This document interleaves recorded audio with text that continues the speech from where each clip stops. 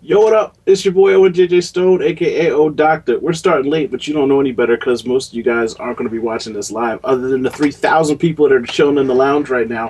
Welcome to new patients and welcome old patients. Put your feet up, have a seat, get a drink, and get ready for the show. Kyan Wakil, say hello to the people, sir. Hello, party people in the place to be. I've now shaved off all my facial hair. You may not recognize me, but I am still the man, the myth, the Twitter guy who can double click quick. What happened to your face, Kyan? I am taking part in Movember, so that prostate cancer business. All those males, actually females, are actually doing some fundraising, but all the guys out there shave off all their facial hair October 31st or beginning of November 1st, and they start growing it back, and only the mustache. And I think I'm gonna do the jazz band. I'm gonna try and sneak that in. I know we're not allowed goatees, but that flavor saver, I think I'm gonna keep that. I'm gonna push the limits.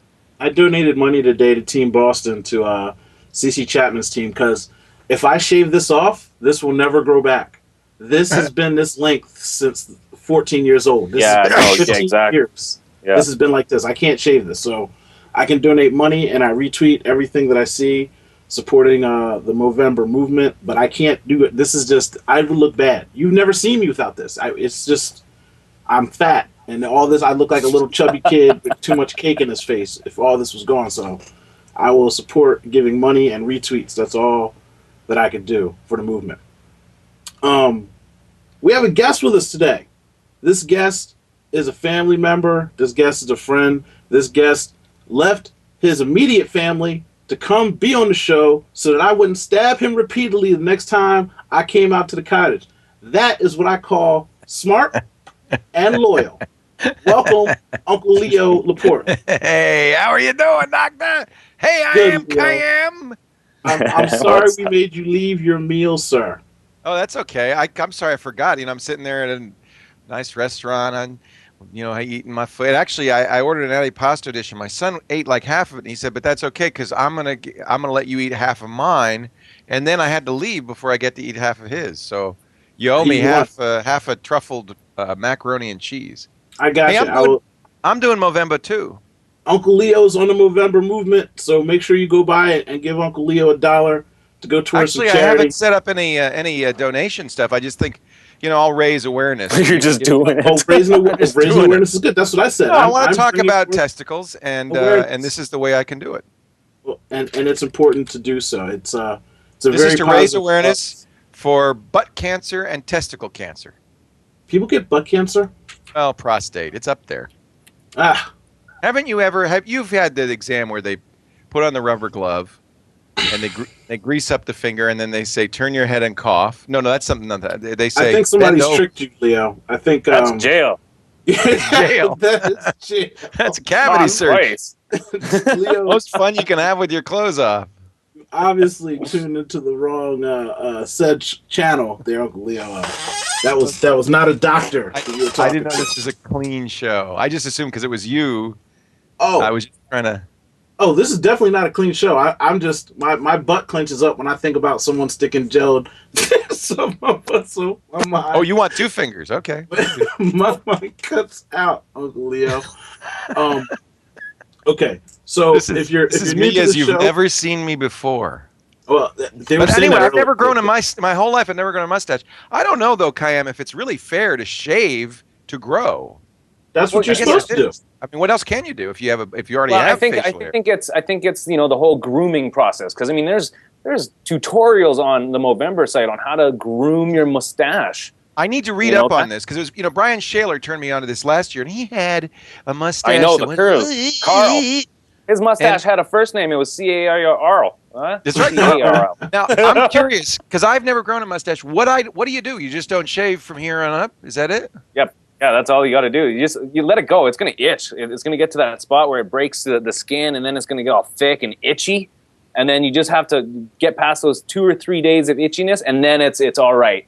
And then you'll see, you'll probably get like that Mexican stash. I think it'll be all thick and very Tom Selleck-y by the looks of it. I want votes on what I should do. Should I grow a little thin, Hercule Poirot, hi, how are you, mustache, or should I grow like a Brian Shaler I think no. I don't think you're Brian Shaler. I think you're like the Tom Selleck, thick I'm a caterpillar bushy stuff. Yeah, it's probably salt and pepper caterpillar, huh?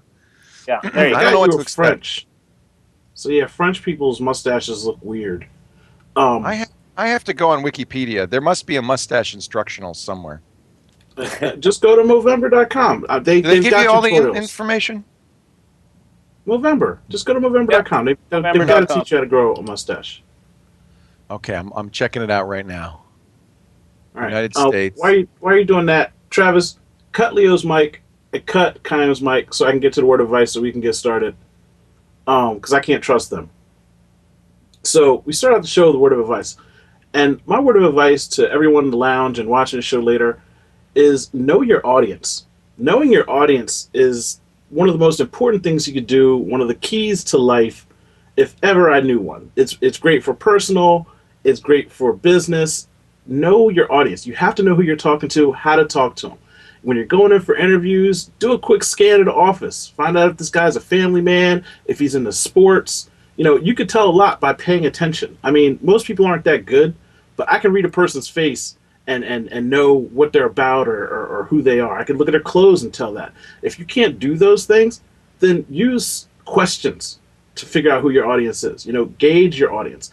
Are they more into Uncle Leo using foul language, or are they more into straight edge Uncle Leo? Are they into the tech guy, or are they into the personal guy? I mean, you got to know who you're talking to, because you can leverage that to do so many things. When you're talking to a woman, you know, you could say the wrong thing on a first date and she's never going to talk to you again because you're not paying attention to the clues that she's about. Now, it might sound shady, but it's great to manipulate people if you know your audience. You can get people to do almost anything. As soon as you say, oh, you're a family man? Oh, I don't have kids, but I've got 2 nieces and nephews. I love them to death, blah, blah, blah. They think you're a good person. They're more likely to do what you want. If the person's into sports, you know, you don't even have to like the sport. You could argue with the person to make it useful and just lose. Say a person's into golf. I say, oh, I don't really like golf. Are you crazy? Golf's one of the great. Well, tell me why golf is the greatest. You can manipulate people into doing what you want them to do if you listen to them, if you speak to them the right way. So, long story short, know your audience. And a perfect example is last year when my father was in the hospital. I walked into his room, and on the wall, this woman had wrote the weirdest message on the wall. And it drove me crazy. And this was the day that I was pulling the plug on my father, and this woman wrote at the bottom, "Have a great day." Now, I walked out to the nurse and I said, my sisters and my brothers are coming, and we're pulling the plug on my dad today. You think maybe you want to take off to have a great day? She's like, "Oh my God, I'm so sorry." I was like, "No, it's cool. I got strong will. I'm okay." But they will freak out on you if they see that on that wall. So could you just take it off? She's like, "Oh, I'm so sorry." And I'm like, yeah, you have to know who you're talking to because it's crucial. So now that the word of advice is done, you've been advised. We've got questions to answer. If you're chilling in the lounge, hit that big Ask OHDOCTAH button, ask us a question, and we're going to jump right into it. Uncle Leo, are you ready? Yes, I'm ready. I'm ready to answer your questions. By the way, I have created a Movember TWiT team. So if you want to grow a mustache with us here at TWiT, it's the TWiT team. Man, you are quick working. I was just talking for 2 minutes. You've already got a team together. You were gassing on and on, dude. I had plenty of time. This is great.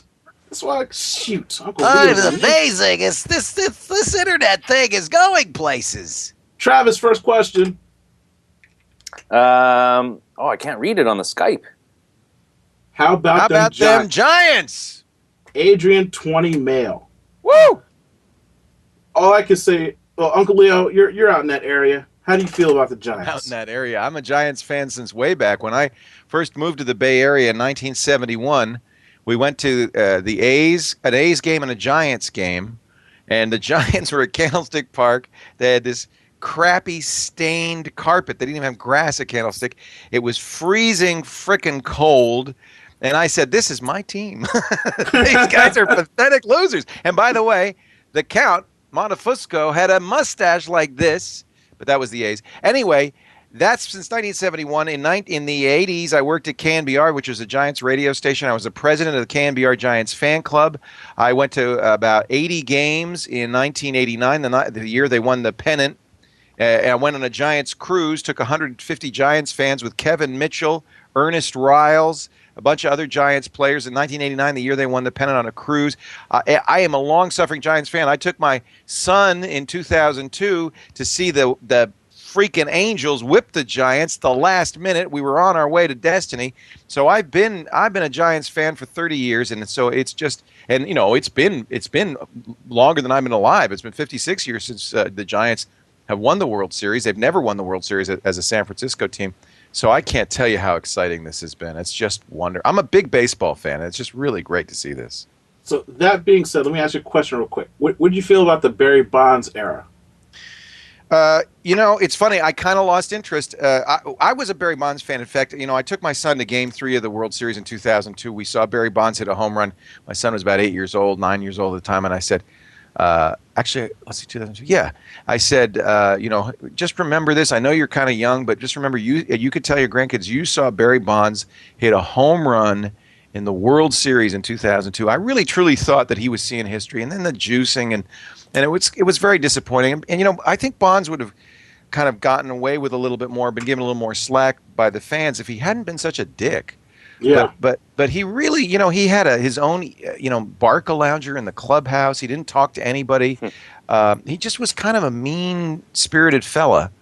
And he was a great player and a great superstar, and it was really fun to watch him play. Those splash landings, you know, they built the park, the AT&T Park, for Barry Bonds because they knew he liked to jerk it to right field. So they built a shallow right field, and over the fence, over the wall, is San Francisco Bay, and he would hit it, you know, jerk it right over into the bay all the time. They called it a splash hit. That was the home run that Henry and I saw.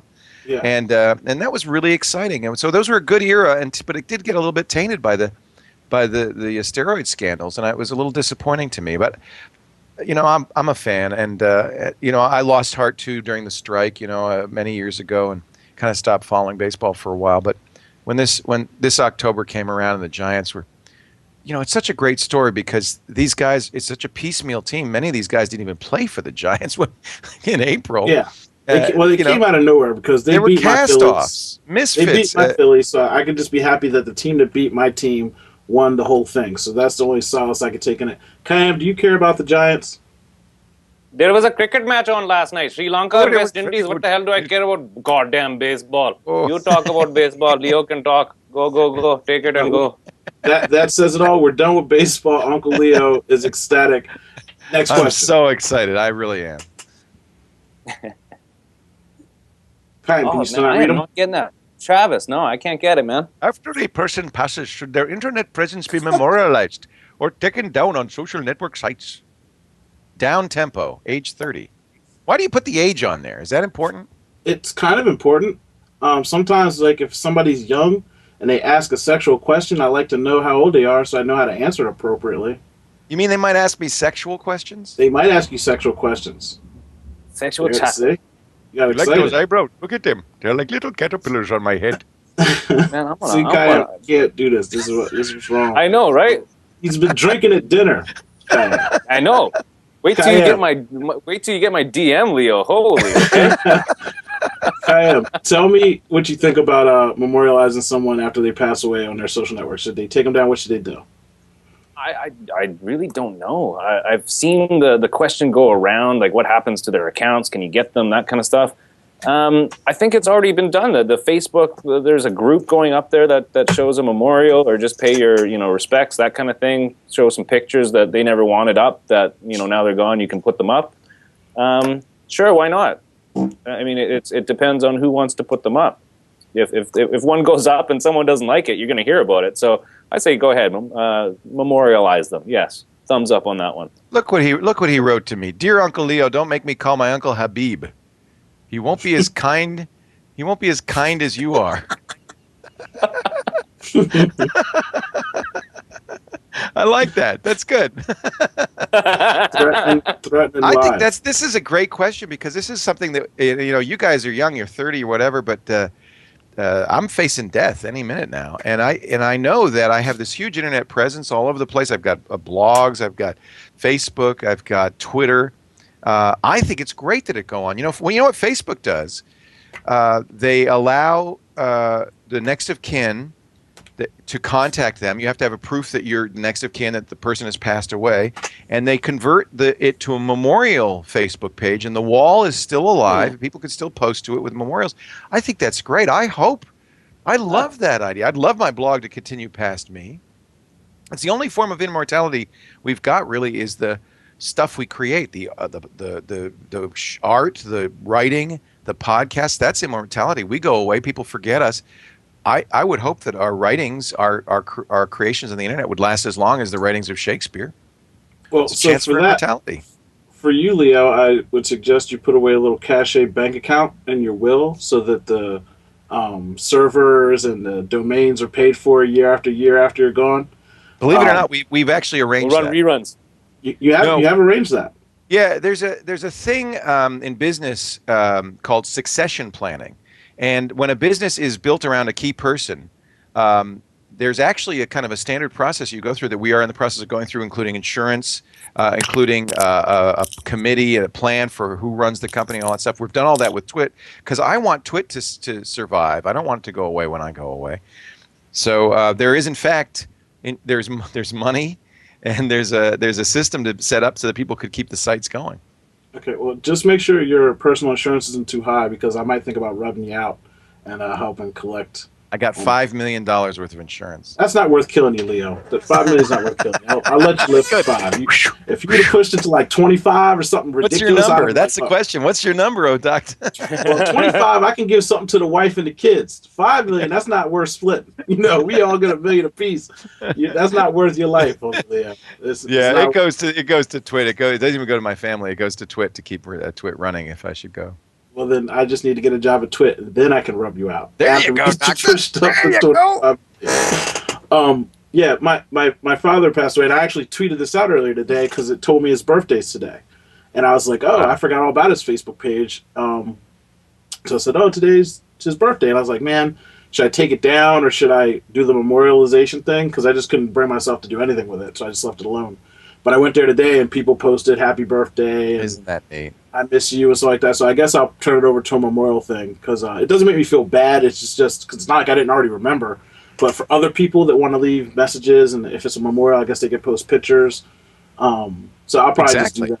Wouldn't you want that? I think that's the best. That's so much better than a funeral service. How long? That was, by the way, a very moving story you told about the hospital. I didn't know that happened. How long ago did that happen? That was last year.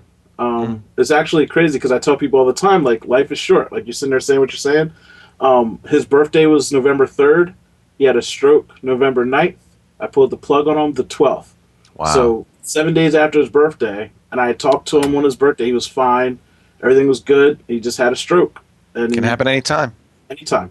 So, it can happen when you're young or old. I know young people have had aneurysms and tumors. And the crazy part was the guy had he had diabetes, he had cancer, and he had hepatitis.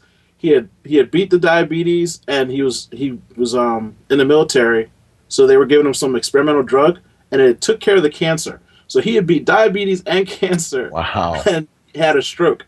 And I'm like, wow, somebody was really coming for this guy. So wow, his time was up. His time was up. But I'm gonna do the memorial thing and the website stuff. I'm not as big as the TWiT network yet, but I got some things working out where I can move them to either a free platform, hopefully if there's one in existence there, so I can just export all my content. The biggest thing is having someone with all the passwords and information to get to your stuff. Because when he passed away, he was a computer guy, like your tech guy stuff. Like that's what he did for a living. He fixed people's computers. So his network was locked down. And I could get into his internet stuff. I knew all his internet passwords, but his computer and his customer files, it took me forever to hack into those because he had it encrypted up the wazoo. So that's the biggest thing is how to get into someone's stuff when they pass away because people don't think, oh, I'm not going to die, so they don't leave you passwords. We talked about that actually on Security Now, what to do. And if you've got an attorney, it's a great idea to make a list of all your passwords or better yet a disk. You can encrypt, one technique that somebody suggested, which is a great idea, is you can encrypt it, give half the password to one person, the other half to another person, and they can't, neither, it takes both halves to unlock it.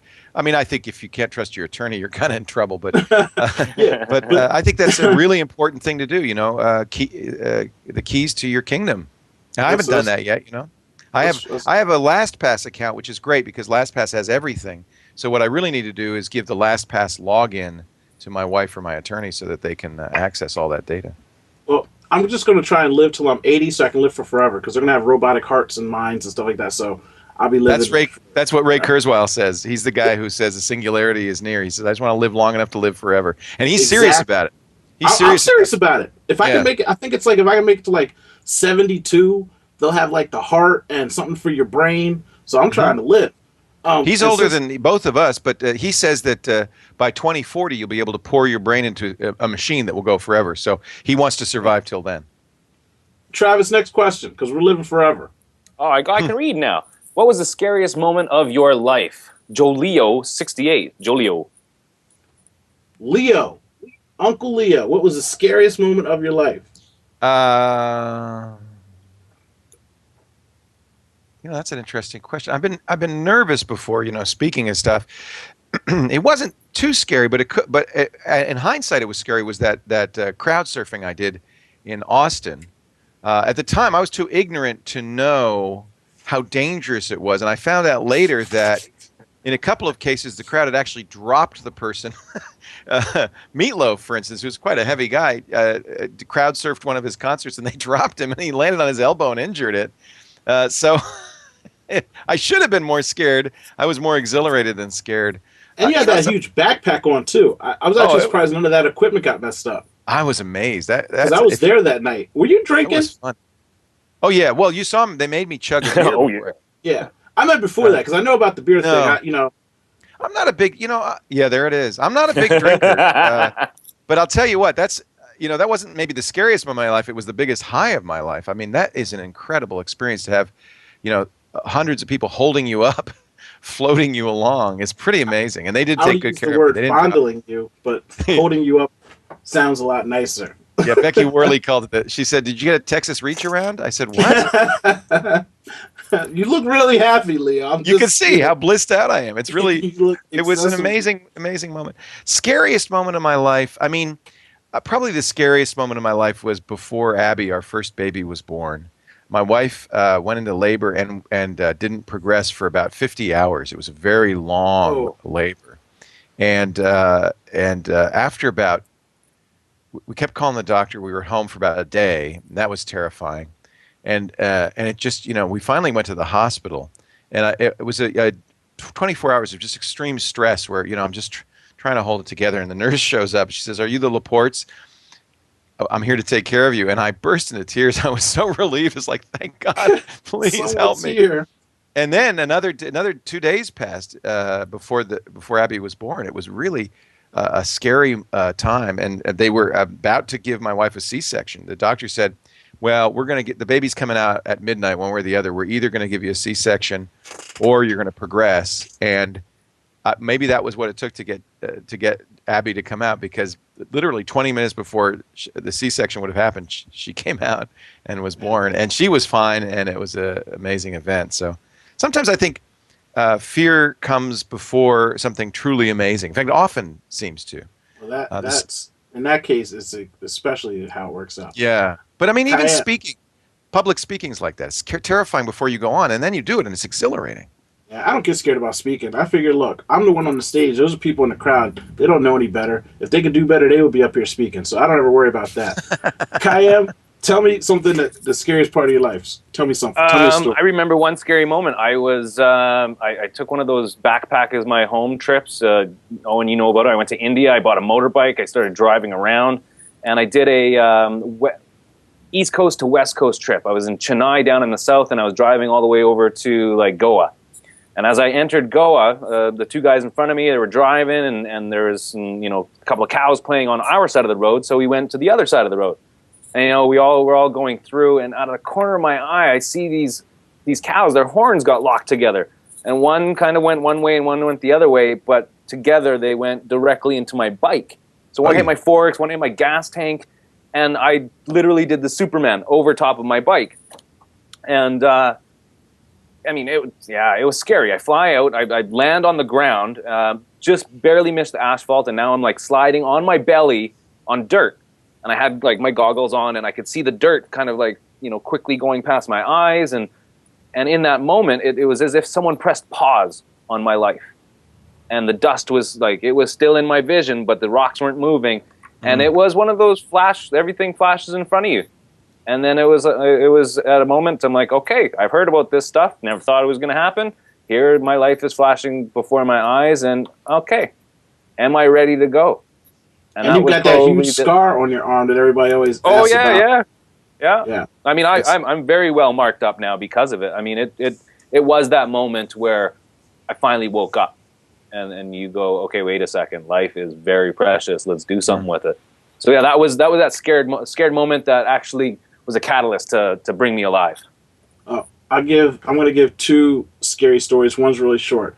The last trip I went out to California, I was on a plane, and I've had turbulence before, but this was like that really bad, they shouldn't have took off turbulence, where the plane was just flapping. And I usually don't worry about stuff like that because I'm like, it's not a big deal. But it was going on for like 25, 30 minutes, and the guy was like, we're looking for a place for emergency landing. And then I started getting nervous. And right when I got ready, like as soon as that fear in my heart just started coming in, like, I'm going to die, I need to start worrying about stuff, I heard all the kids start screaming. And I realized, I'm like, there's like 20 kids on this plane. God is not going to kill 20 children. And I turned my iPad back on, and I sat there with the shaking plane, and I finished watching my movie in peace. Because I just simply told myself, God is not evil, and he might want to kill me, but he is not going to kill all these little kids on the plane. There's literally, I think there was 23 kids on that flight. And that's the only thing that kept me from going insane. Like, I was about to start hyperventilating, because I don't really like flying as it is, but I just man up and deal with it. But at that moment, I got right to that point where that was taking over my heart, and I was just like, it's okay. There's kids on the plane. Another time when I was scared, I was driving my brother's car from the airport. Flash rainstorm came down. His tires were bald because he needed new tires, but he couldn't get new tires on before he went on vacation because why waste the money, right? So the car starts hydroplaning, and I'm in the middle of a 5-lane highway. I spun out in between the middle of 2 lanes, between 3 cars. I spun past 3 cars, stopped in the middle of the highway, screaming and shrieking the whole way like a little girl. I'm not going to repeat the scream, but it was loud. And as I'm sitting there pouring down rain, the people had pulled over on the highway because they saw me spin past them. And someone got out of their car, came and knocked on my window because I'm just sitting there like this. And he's like, are you okay? And I'm like, oh, yeah, thanks. And I slowly drive directly to my high school, got out of my car, and went and hugged my driving instructor who made me test driving in the rain and taught me how to hydroplane. Because that's the only reason I didn't slide off the road or hit another car. That's a great story. Yeah, I was screaming like a little girl. It was bad, Leo. That would be the question to ask: is whatever made you scream like a little girl? Yeah, well, that's the question. Yeah, I don't even know if I can repeat that shriek in my mind, but I was just, it was bad. I swear to God, I was gonna die. So, and that was like instant. 5 spins, like Chaim said, you feel like it's an eternity. That's scary. In your mind. It's like, I'm gonna hit somebody. You're just bracing for impact. Like somebody's gonna hit me. My kids will never let me forget. I screamed like a little girl. There was a bat in the bedroom we were staying in up at the Grand Tetons in a cabin, and there was a bat in the bedroom, and it's hanging there. And I'm going in. They're all huddled in the other room. I'm going in, and I open the door, and the bat flies straight at me. There's something primeval that happens if you've ever had a bat fly straight at you. I had a bat hit me in the face, Leo. It's terrifying, isn't it? In the Andaman Islands, and it bitch slapped me, man. I was like, what? I just got hit by a bat, and I'm on a motorbike. You didn't have a chance to scream like a girl. I screamed like a girl because it's like a vampire movie. It was coming at me. It was terrifying. Did you get rid of the bat? And embarrassing at the same time. Humiliating. Did you get rid of the bat? No, I slammed the door and we slept in the other room. Are you kidding? That was it on that. Never again. That looks like a sitcom movie. I just see it was. And I'm sad to say that Laporte. My entire family saw that happen and has never let me forget it ever since. Hey, Dad, there's a bat. Oh, yeah. Next question. How about them elections? Corey, 38, male. Kayam is in Canada, so Kayam. Well, you know what? I did cheat and I got my Foursquare badge. I did. I went. I went to the plaza and I shouted out that I voted, so I got a badge. Wow, that's cool. Yeah. For you. Yeah, I got my badge too. And then Facebook did the same thing with the check-in, which I thought was neat. They had 12 million people said they voted, which is pretty impressive. I'm very disappointed that California did not legalize marijuana. I was really, I don't smoke pot, but I was really looking forward. I have smoked pot many times, but I haven't smoked in years. But I was really looking forward to being able to like walk into a drugstore and buy a pack of, I don't know, Jamaica Gold or something. I thought that'd be pretty cool. Doesn't California need money? Like, how could they not vote for this? How could it just not happen? Like, I guess people just don't vote, and the stoners don't vote. But Maybe that was the problem. I mean, the polls were all over the place. I think what happened is the people who do vote are generally older people, and I think that the older people still have the idea that drugs, oh, this is scary, and I think they really didn't like the idea. But I think really legalizing pot just makes a lot of sense. I'm not sure about harder drugs, but maybe harder drugs even, but pot for sure shouldn't be illegal. And no, it would just cut down on so much wasted spending, and it would create revenue, which people desperately need. And people are smoking weed anyway. People that want to smoke weed are going to smoke weed.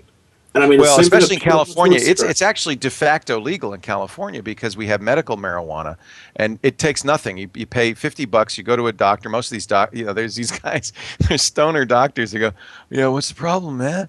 Oh, my back is killing me. Oh, no problem here. And now you can legally go into a dispensary. And by the way, if you've ever, I haven't, but it's been described to me. These dispensaries, it's an amazing thing because they've got tons of pot, and it's really good shit, man.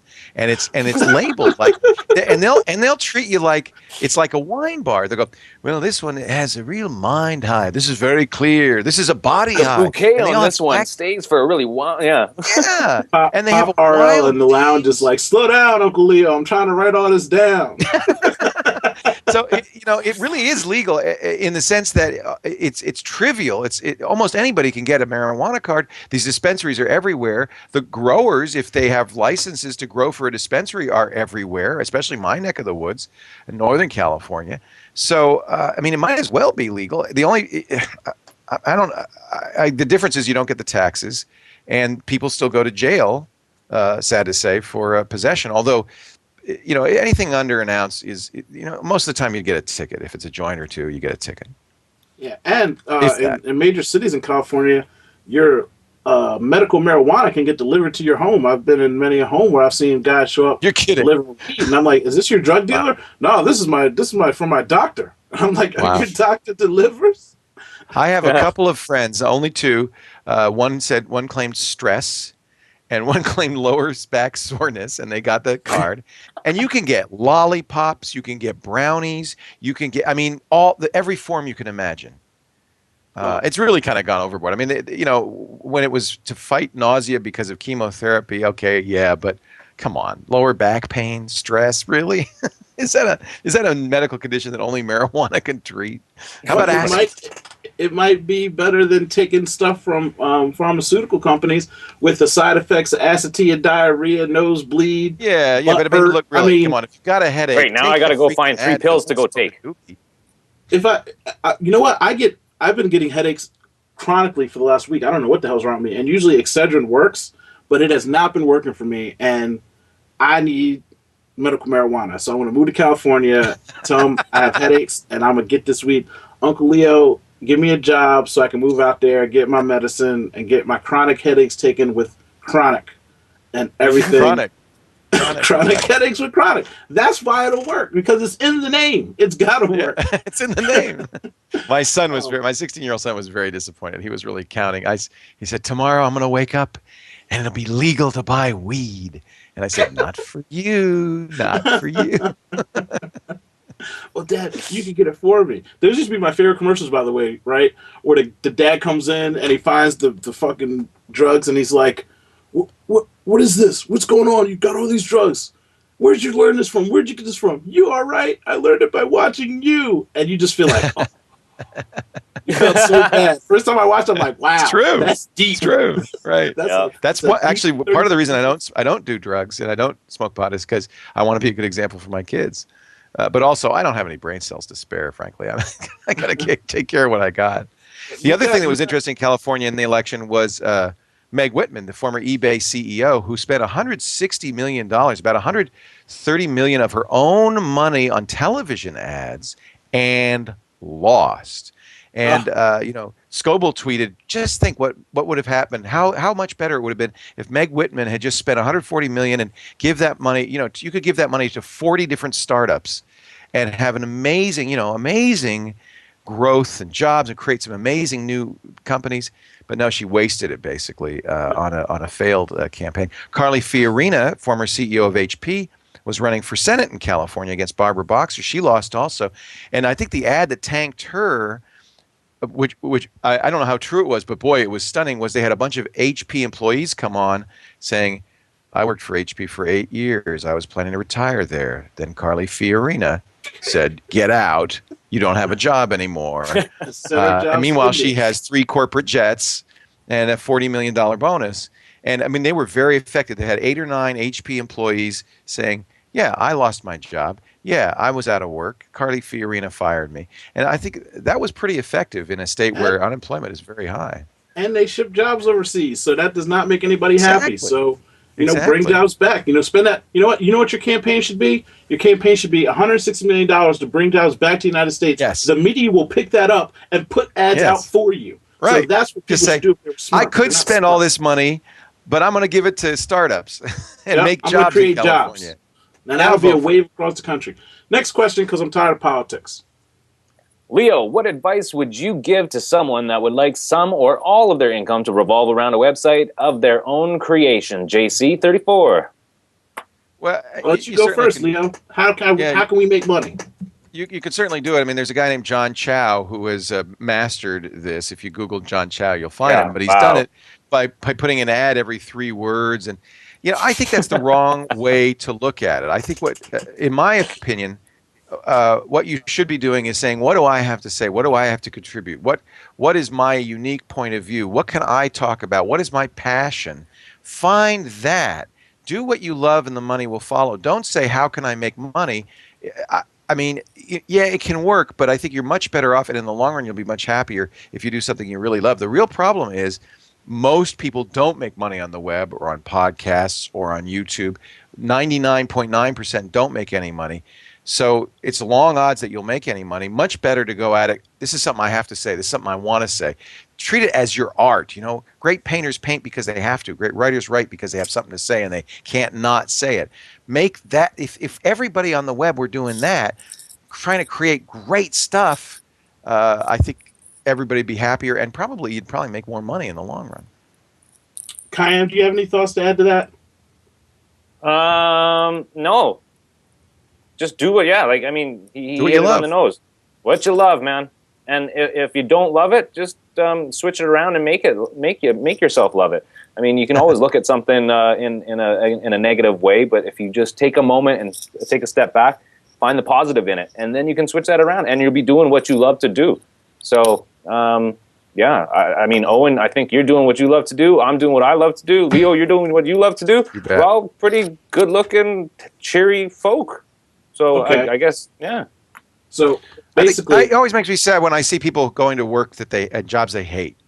And I think what is exciting about what's happening in the digital era is because of digital technology, internet distribution, the cost of creating your own company, of doing your own thing is much lower. You have an opportunity to go to a job you love. So try that for a change. It's the greatest opportunity we've ever had to do that. What I would like to add is, so he said to Chow, there's a guy Shoe Money out there, how to go and MLM, use affiliate marketing to make money. But besides being an underling and a scumbag to make money in that exactly, and besides or besides even doing your passion and living your dream and doing the Gary Vaynerchuk hype method, I suggest porn. Now, there's a lot of money in porn, and there's a lot of ad revenue, there's a lot of subscription revenue. If you just want to go make a website that revolves around making money and you want to start making money now, Go make a website, littlepenisformoney.com, and put in a thing in Craigslist and in the paper, and have young girls that don't have money and come pay them money, put it on the internet. You will make money. That is I how just got you an idea. Owen, make a website. iwearyourgirl.com. Huh? iwearyourgirl.com. So you can get other people's girlfriends. So the first day you got $1. Second day you got There you go. $2, right? That's like Yeah. $65,000. Plus you slept with 365 women. iwearyourgirlfriend.com. So how about the next answer year we is do? How about next year we do HOEVEMBER? HOEVEMBER. Yo, you know how much money Nice. HOEVEMBER would bring in? Let's do HOEVEMBER it. would bring in lots of money. Meet my PM. hoe. It's November. Look. 50% of the proceeds of Sleep With My Hoe goes to testicular cancer and prostate cancer. The money, Yes. the revenue, we would cure testicular cancer in 1 month. HOEVEMBER, I might just start it myself. All hoes approved by OHDOCTAH. That's how we get down. Oh, So, Lord. MLM marketing, do what you love, or pornography, do that, and eventually at some point you'll make some money. Travis, next question. If you could travel back in time to any tech event in history, when and where would you go to? Corey, 38 in mail. Oh, Kayam, you first. I don't know. If I want to go back to a tech event in history, I'm kind of a loser. I'd much rather do something else. I'm skipping this question. I don't have a tech event that I want to go back to. Serious. That's my answer. Leo, Take it and go. Leo, go back in time and tell me what's important in technology that you would love to be at. Well, it's not just going back in time. It's going to a different place. I would love to have been there when Neil Armstrong first set foot on the moon. Now, I was here's my watching question. it, and I remember it vividly, but I would have loved to have been there. You want to be on the ship on the moon, right? I want to be on the moon, man. You don't want to be in that hangar that they were in? Oh, you don't believe it, huh? I don't believe anything, Leo. I don't believe anything. All I It's know a is long some way to dude go. came on And then not TV. only did they do it once, but then they did it like 8 more times, just in case you didn't get it the first time. Well, later on, I believe it could happen. But when a dude comes on and says, we're going to put a man on the moon next month, and next thing I know, somebody's on the moon, and technology came out of nowhere. No, it super took 10 fast. years, not next month. You're too I young. know. You don't remember. No, In 1960, John F. Kennedy said, before this decade is out, we will put a man on the moon. It was the greatest scientific achievement of all time. You're right. A mind-boggling, amazing scientific achievement. And they did it in 9 years. And I tell you what, if nothing else, that should inspire everybody. You could do anything if the will of the people is behind it, and that's what happened. We were scared by Sputnik. We didn't want the Soviet Union to be spying on us from space. We said we're going to get there first, and we did. And I tell you, we got a lot of benefit out of it, and I just think that is an amazing technological achievement. And I would have loved to have been there in person. I watched it. I was about 13 years old when it happened. I remember getting up and watching it on TV, and I'll never forget it. Just mind-boggling. I want to go back in time to see the first switchboard in action. Oh, wouldn't that be fun? I want to see, like, because they had the telegraph and all that stuff. But when they first put a board on the wall and they say, look, we can connect you to here and there, I just want to be in that room where they're testing that out. That's got to, like, blow people's minds away that they can make phone calls. It's just like when the internet came out, like, oh, we could talk to China or whatever. Like, the sheer excitement of people's mindsets that just get blown from that. Like, now it's like, oh, Twitter's important, Facebook's important. I'm like, none of that crap. We haven't had anything in a long time that's just revolutionized everything. There's a great movie that you should watch in that case called Changeling. I don't know, the Angelina Jolie movie where she's got the kid back, her kid's kidnapped, but it's the wrong kid. But she is in that movie. It's in the 20s. She's a telephone operator. And it's great because you see behind the scene of the switchboards, they're wearing these big microphones. They weigh about 8 or 9 pounds on their chests. And the supervisor's on roller skates, roller skating around because there's so much area to cover. And there's many, many women. They said, if they, because at the time it was women running switchboards and they had to physically make a connection to make a phone call work. Point A to point B, it had to be connected. That's why, can I connect you? And they'd plug it in. They said if we would run out of women by the 1948 or 49 if they hadn't figured out a way to do this mechanically and eventually digitally. I mean, it was crazy. Well, I don't like hearing anything that says we're running out of women. We're running out of So, women. I'm glad that they fixed that situation. What would we do for HOEVEMBER? I don't know what we would do. We wouldn't make any money.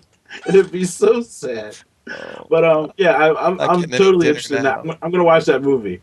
Yeah, I no, do remember Changeling. because I've looked at pictures. I didn't know about the roller skate because I haven't seen any video of it, but I've read about it and I've seen the pictures with that thing, and it's crazy. So awesome to check that out. Yeah, yeah, I think you will really enjoy at least those scenes in it. It's not the greatest. It's not a bad movie. It's not the greatest movie. It's not a great movie, I'm sure. I looked at it, I was like, whatever. Somebody lost their kid.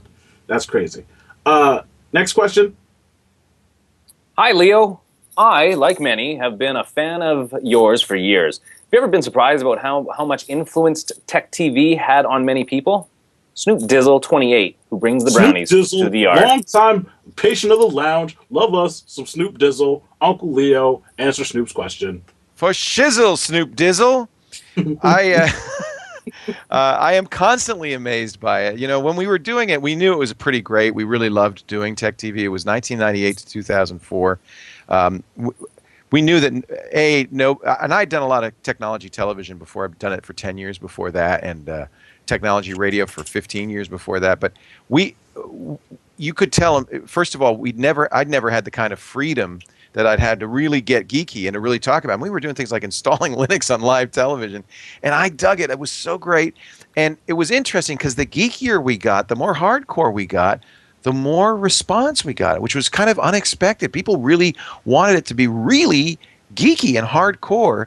I remember the first time, this is where where it started to hit. You know, the first city we were in was Las Vegas.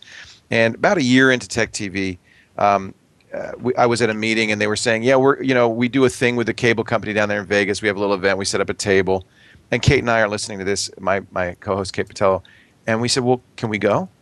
And they said, what? We'd like to go. Can we be at the event? They said, well, we never thought of that, but sure, if you want. So Kate and I flew down just for the day. We rented a car. We drove over to the mall. It was outside of a CompUSA. And we're getting out of the car, and I can hear the sound. And Kate grabs me with her fingernails deep in my arm and says, there are people here. And there were hundreds of people there gathered around. We signed autographs. And every time we would go out and do this, there'd be more and more people. I'll never forget going to St. Louis with Patrick Norton. We signed autographs. Not only did we sign autographs for the regular scheduled 2 hours, but then they came and they took away the tent that we were under because the rental ran out. They took away the table we were sitting at because the rental ran out. They took away our chairs, and we were still signing until we signed it. 6 hours, thousands of autographs. Wow. And the mall people would say, we've never seen anything like this. This is unheard of. So I think we knew even then that something amazing was happening. And really, TWiT wouldn't exist except for the fact that people kept coming up to me and saying, we miss Tech TV. Bring it back. What can we do? And so that's why I created TWiT. You know, it was like kind of my little version of Tech TV, just because I knew that people wanted it back.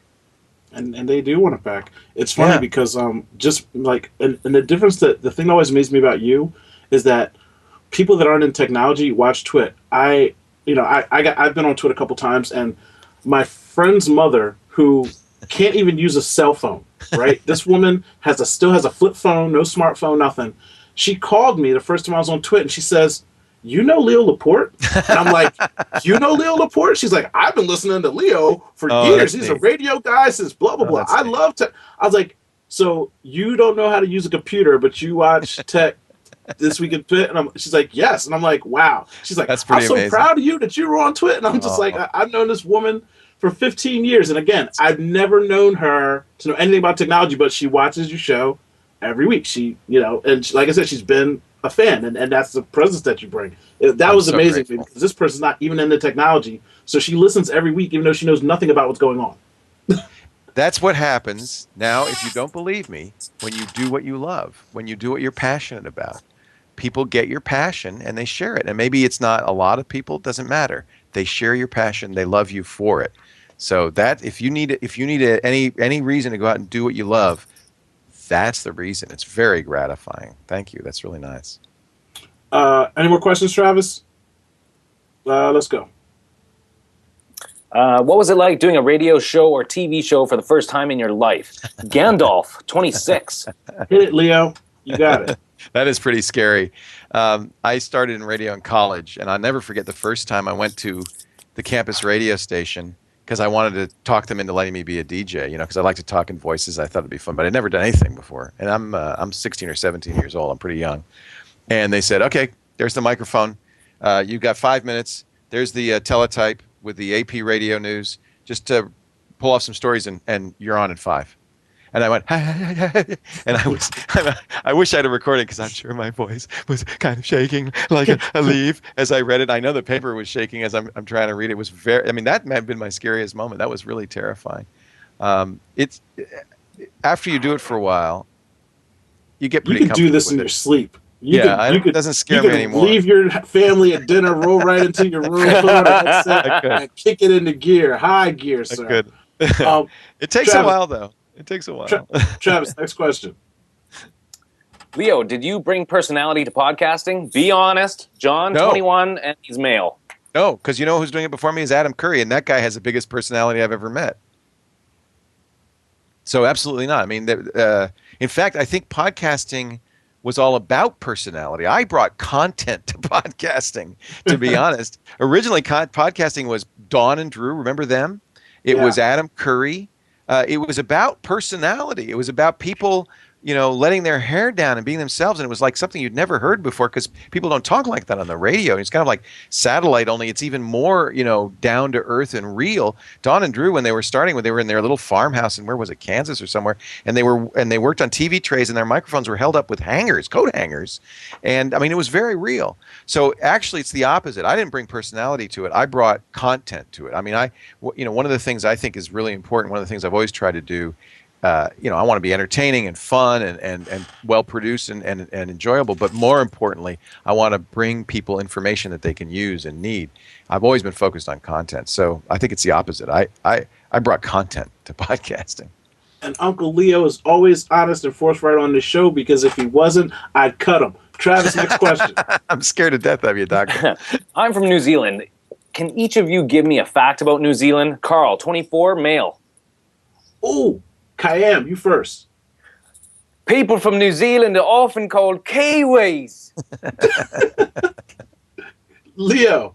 Many people don't know that the island of New Zealand is actually the cap of a giant underground volcano that every 100 or so years erupts, and there's a whole new island. So, the way New Zealand looks today is very different than how it looked 100 years ago or 100 years before that. I mean, it's basically refreshed anew by this volcano every 100 years. Women in New Zealand are very sexually aggressive, and I should look into importing them for HOEVEMBER. Next question. True? Is that true? Because I'm going. Oh, it's very How true, would you sir. explain- I've been there. These women are aggressive. They are be aggressive. AGECT, however you spell it, that's what they are. Next question. How would you explain the importance of education in poverty-stricken areas, as these areas have so many other problems? Down tempo 30.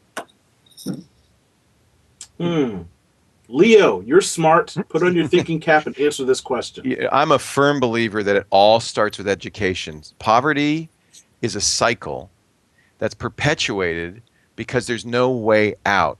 So if you grow up in an area where there's no hope, there's no jobs, there's no education, you end up in that perpetuating that cycle of poverty, and it never ends. That's, it begins with things like racism, it begins with things like ghettos, but fundamentally you want to get out of poverty, you want to break that cycle. There is one and only one way to do that, and that's with education.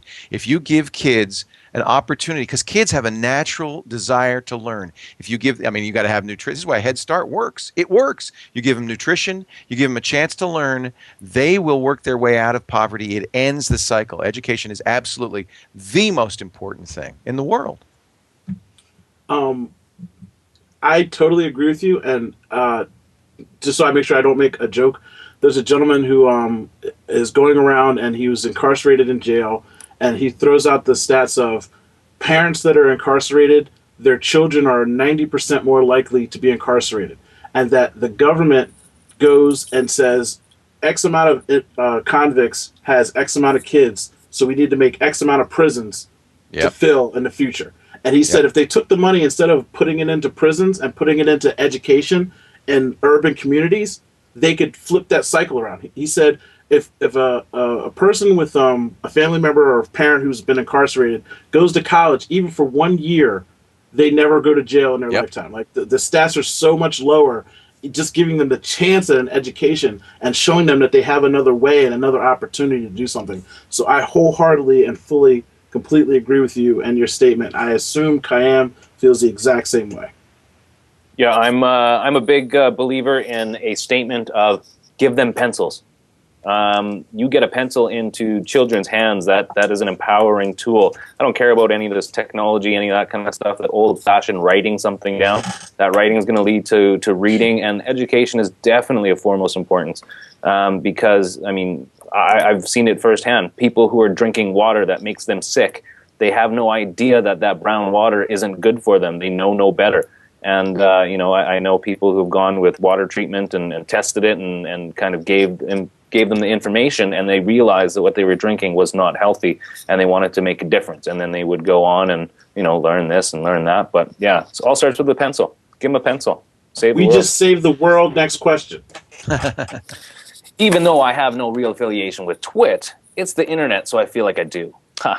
If Leo was to ask you to make a show on TWiT, would you do it? You have the attitude for a social show. Basically, I just want to see you on TWiT. In case you can't tell, that's from Matt.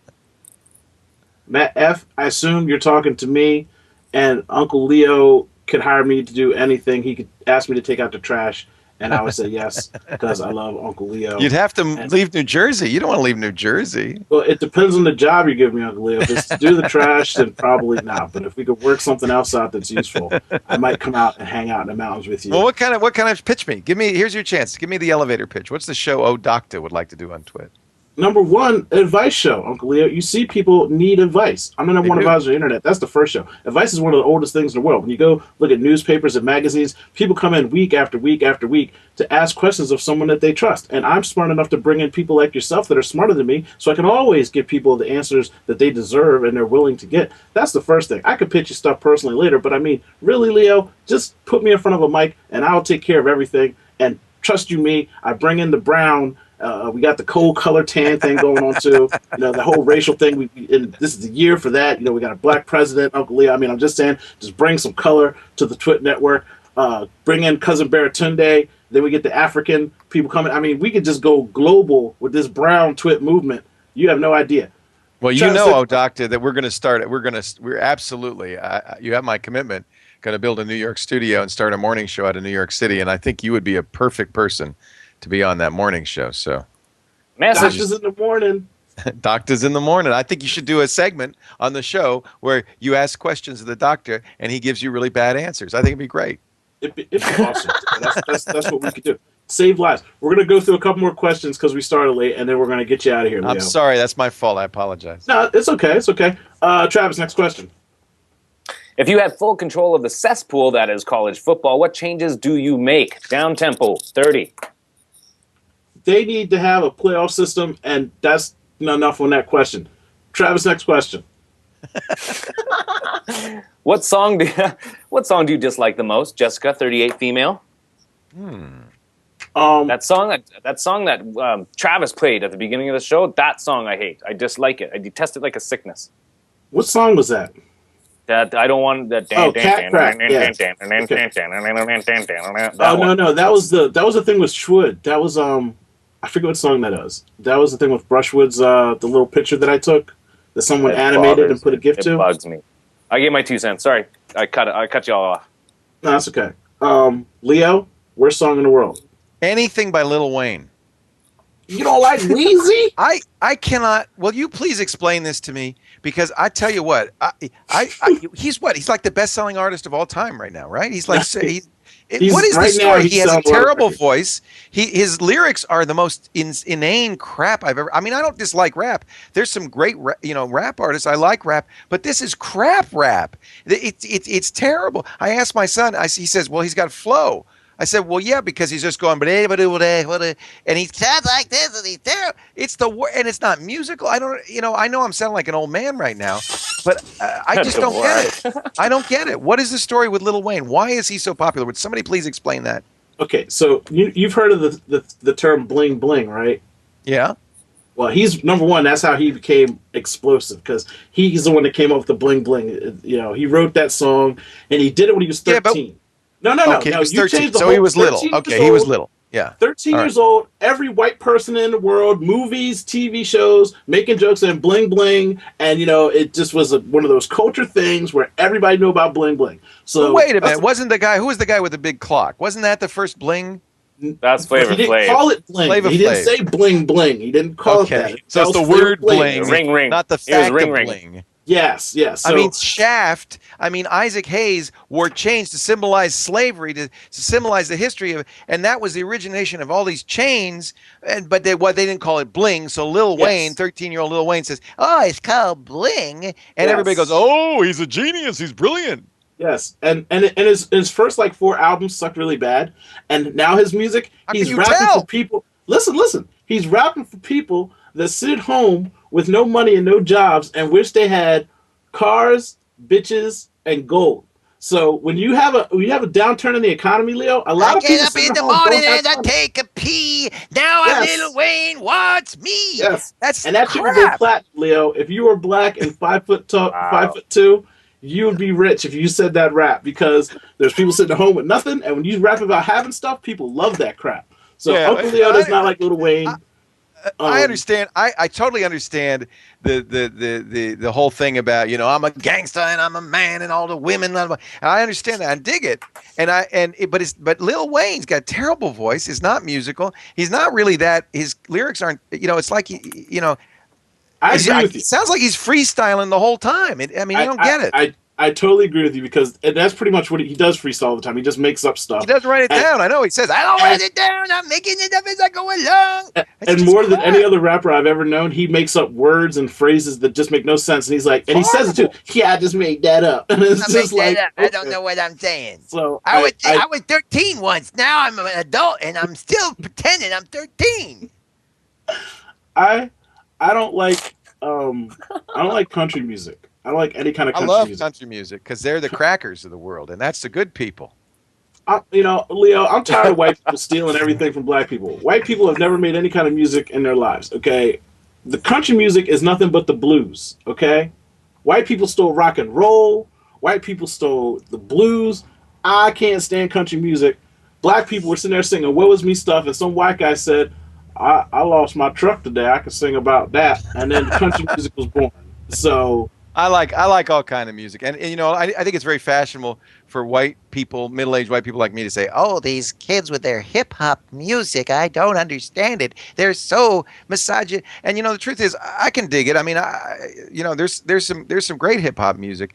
I think it's also true that the younger generation has to find something that the older generation says, "Stop that noise!" And it's not easy because, you know, I mean, our generation grew up with Anthrax and Megadeth, so there's not a whole lot that's going to annoy us. So I understand why they have to go there, but that's just the one thing. It's the only one song I don't like. And it's a whole genre. 3 questions left, and we're out of here. Travis, next question. How would you go about getting rid of the nerd stigma around IT? Mark, 21. Cayenne. Go to conferences and get name tags and trade business cards and talk to people that you'll probably call your friends after 15 minutes and then drink on someone's tab at 6 o'clock or whatever it is and keep on doing that. And then you'll be fine. You won't be a nerd. I think we have to celebrate. You know, I'm a nerd. Look at what are nerds? They're people. Okay, a couple of things. Nerds / geeks. Okay, one is, and it starts in high school. I always use this definition. A geek is somebody who thinks that what happens from the neck up is more important than what happens from the waist down. You know, they're using their noggin, and maybe they're a little shy. They're a little introverted. They're not great with the chicks.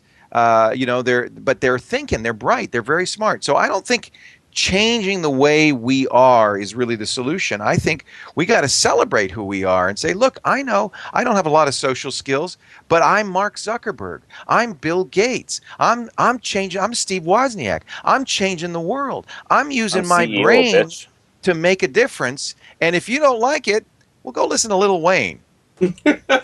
There's nothing wrong with the term nerd, and there's nothing wrong. Be what you are, and be happy or proud about it, or change it and go be a jock, and don't ask those kind of questions. Travis, next question. Get out of IT. What are some good skills to have that'll help me stand out? Brian, 22. Kayam. Stop asking questions like that. I think nunchuck skills are very good. Yeah, no, talking skills. Talking skills, nunchuck skills. Mm-hmm. Personified in the lounge said a big wang, but I don't know if that's going to help. Bow hunting. Bow hunting's very valuable. Girls only want boyfriends who have great skills, so work on your skills, boys. That's better questions. Things you can do to stand out are educate yourself on a vast amount of topics. The more you know about things, the more you have the opportunity to stand out. Get an education. You're right. Yeah, if you're, and not just a film education, education and life. Just research things. It's funny when you go and you hang out with someone who talk about music, and maybe you're hanging out with a group of people that love rap music, and all you know is rock. You have nothing to say to those people. You have no way to stand out. If you know a little bit about everything, you have more of an opportunity to stand out. So the more you can educate yourself, the more well-rounded you are, the more opportunity you have to stand out. So, bone up on life. Next question. Well, wait, one more. If I would say there was one thing, and I wish I had this skill, and I don't have it, so it's one thing I'm kind of aware of. I mean, there's some great skills. I wish I could play an instrument and things like that. But I think if you really wanted to succeed in business and in life and in friendship, it's the ability to tell a story. The ability to mesmerize people with the stories that you tell. And I wish I had that skill. But I know that people who really make it, even in business, are people who can, if not necessarily tell a joke, although that's one way to tell a story, but people who can tell a story that doesn't go on too long, that involves the listener. That's really good. That's a great skill. That's what I was talking about, knowing your audience at the beginning of the show. That's knowing how to talk to people. It's very important. It's helped me seem very special to people all the time, even though I'm not. Well, what you do really well is the story you tell is the story of OHDOCTAH. And you're always telling that story. And, nobody knows who you are. You came out of nowhere, but you created this character and this story around yourself. And it's honest. I'm not saying it's dishonest. But by being able to tell your story in that way, you won people over. That's a very valuable skill. It's easy to be me, Leo. Like you said, do what you love. It's easy to talk about who I am. I don't have to make anything up, so it just comes out all the time. Last question, Travis. There's two more. What's the craziest thing you've ever done? Don Corleone, 34. Leo. I've done a lot of crazy things. Most of them I wouldn't really want to, own up to at this point. I think the time I dropped acid and drove up Highway 1 in search of a redwood forest. Right on. Probably, crazy, stupid, Did you find the forest? I did. And I found a beautiful redwood tree, and it was glowing, and it was alive, and I had this bonding experience with the redwood tree. Thank God I didn't have a bonding experience with a Chevrolet coming the other way, but I made it. I survived. But I don't recommend it. It's a very stupid thing to do. And I'm going to leave everyone in the lounge to use their imagination to how Leo bonded with said tree. I still have the splinters. Mine is it's kind of funny. Mine is actually a very similar thing. It was as an acid trip in Shell Lake, Saskatchewan, middle of winter, December, -30 Celsius. Oh. Ice fishing. Crazy. Ice fishing. Crazy. Ice fishing anytime is crazy. Yeah, but on acid? Wow. Under acid? Wasn't a lot of action, man. But wow, was that awesome ice fishing. Oh, man. Yeah, those fish, they were psychedelic. The craziest thing I ever did was I ran away from home in the 8th grade. And it's one of those things where you say, I'm running away, right? So I packed up my bag, and my dad was the kind of guy that says, oh, well, go ahead and leave then. So I walked, and I might have walked maybe 6 miles. And I walked so far in the direction away from my town that I got lost. Oh, and I was so spiteful about it. I sat under a tree with my little backpack, and I spent the night underneath the tree. And the next morning, a lady came and woke me up, and she says, what are you doing here, blah, blah, blah. And I'm like, I ran away from home. And I'm lost, and I don't know where to go. And so they called the police. They took me home, and my dad beat me. And he didn't beat me for running away. He beat me for getting lost. And he told me, he said, I thought you were just gonna go in the backyard or hide in the woods or something across the street. He's like, how you gonna go run Dumbass away? got lost. Yeah. Because he's like, he thought I went to my friend's house or something. I was gonna come back. He's like, what? I Who's like gonna your run dad. away? I like your dad. That's good. So, That's good. Yeah, and when he beat me, he told me, he's like, I'm not beating you for running away. He's like, I'm beating you for being dumb enough to get lost. Dumb Like, fuck. yeah. So like, you're 12 years old. There's no way you don't know how to get home. So, You ought to know better than that. yes. It's pretty funny. So that is we're out of questions. So okay, this is the last question, Travis. People stop asking questions. What's the next big move for TWiT? I love that TWiT exists. What's the next level? Wookie 28. Well, we actually, this was an amazing year for TWiT. We added a bunch of new shows, 2 new hosts, Sarah Lane and Tom Merritt. Becky Worley is now in our sphere. She's a part-timer for us. So adding staff, we hired, of the 12 or 13 people, we hired 8 or 9 of them this year. We also had a record year for revenue, not a record year for profit because I spent it all on new people, but definitely a record year for revenue. We've doubled our revenue twice now, last year and the year and this year. So we're on a roll, but I think we need to absorb what we've just done. I think the next big thing probably is this New York studio and this morning show. I've foolishly talked about it way too much. A smart thing to do would be not to mention it until we're ready to do it because it's a very expensive thing. We've got to save up to do it. We also, but I think it's something I'm really excited about because I think it's taking TWiT to the next level in terms of kind of taking on traditional radio broadcasting. Morning shows are the most profitable part of radio. And I think that our audience would wake up to something that's really compelling with people like you, OHDOCTAH, and Baratunde, and you, I am Kayam, too. There's so many great talented people on the East Coast. I really think that's the next thing for us, is to have an East Coast presence. I just like the fact that TWiT's growing and there's a multitude of different shows. Every once in a while I'll peek in and look at something, and I always find it's filled with smart and interesting people. And people, again, like when I talk about being well-rounded, it's not just a group of nerds that only know their topic. You can find people talking about different things inside of that group or show. It might be about Windows or whatever, but life still creeps in and they're real people. Thank you. That's my favorite part. Yeah, that's what we're going for. TWiT.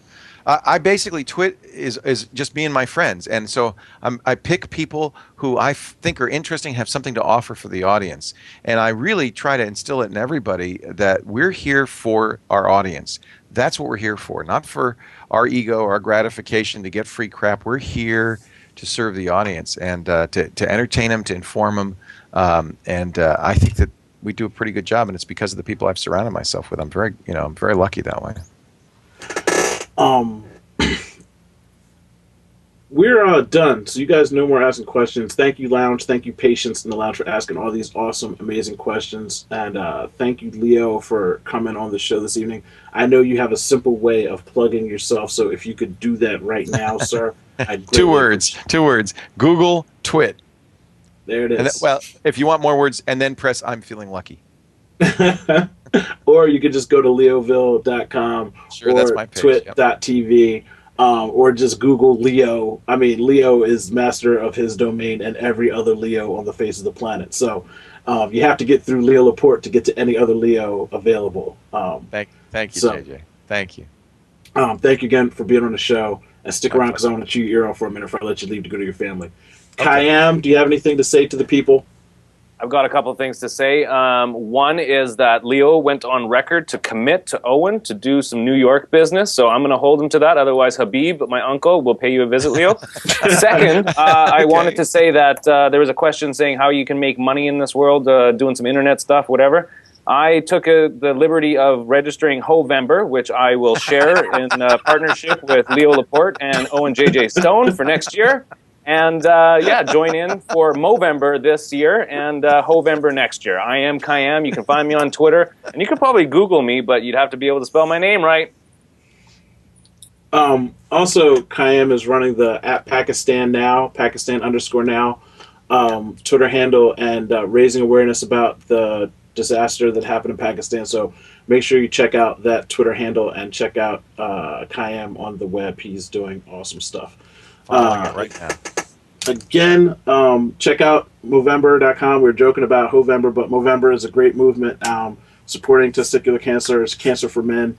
You don't have to do anything but grab your mustache and put on fake one, or donate $1, or if you can.